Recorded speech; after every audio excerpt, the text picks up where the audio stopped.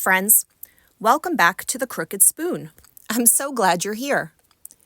Today's video is all about my cream cheese frosting.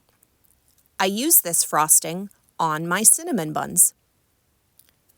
It starts with 1 pack of room temperature cream cheese.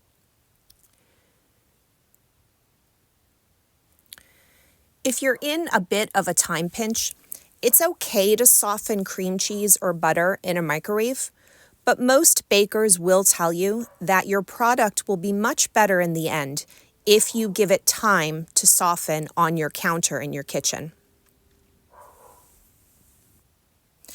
You'll definitely notice a theme in my videos. I am a bit of a scraper. I don't like to leave anything behind. After all, baking is chemistry, and recipes have very exact ingredient measurements. Now I've added 1 stick of room temperature unsalted butter. And as you know, I always love to share recipes, so please look for the recipes in the show notes below. I'm using my KitchenAid mixer's paddle attachment, and I'm going to cream this butter and cream cheese mixture for 4 minutes. I know that sounds like a long time, but they need to become completely homogeneous. When you're working with a stand mixer, especially with butter, you do need to scrape your bowl often.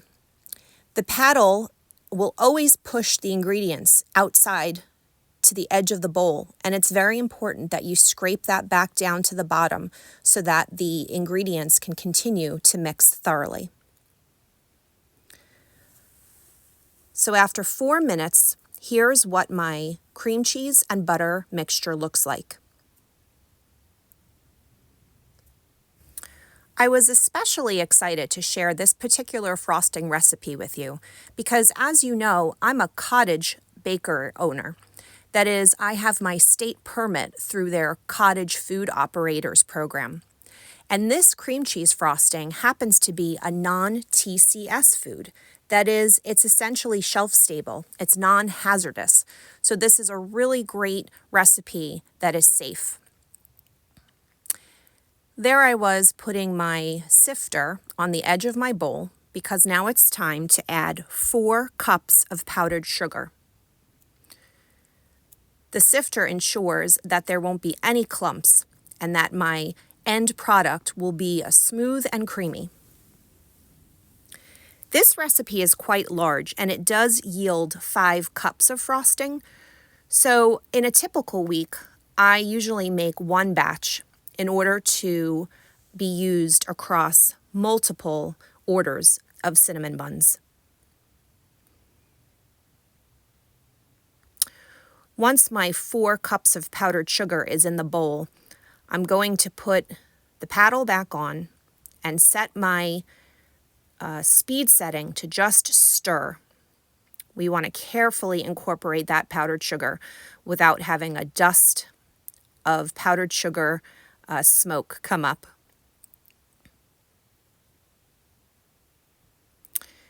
Nice and slow.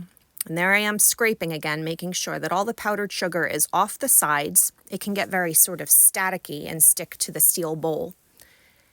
And now I'm going to set it for high for 5 minutes. And again, that's a very long time. I'm setting my oven timer because, as you know, it's very easy when you're multitasking in your kitchen to lose track of things. After 5 minutes, we have a lovely, fluffy, creamy cream cheese frosting. And the last ingredient is vanilla. I spent a lot of time looking at different vanilla brands. There are so many to choose from. And this is the one that I decided to use for all of my baking, both home baking and business baking. I love that it comes in a really big size, so I know that I'll never run out. And it just has such a lovely, fresh, deep vanilla flavor. If you're interested in it, I'll link the product link in the show notes below. All right, the final step is just to incorporate a tablespoon of the vanilla slowly into the cream cheese frosting.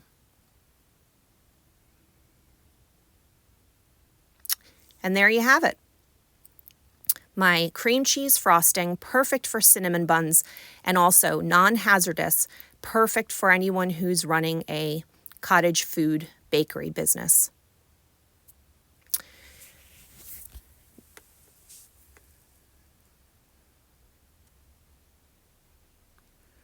Rich and creamy, light and fluffy.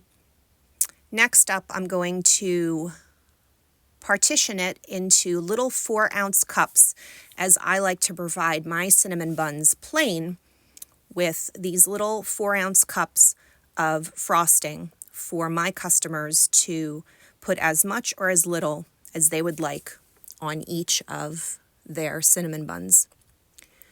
I'm using my Ascali digital scale. I'll show that link below as well. I love it because it's battery powered, and I'm weighing these about 100 grams each, and that fits perfectly into these 4-ounce cups that I'll also link in the show notes below. So each customer gets 2 of these 4-ounce cups for 6 cinnamon buns.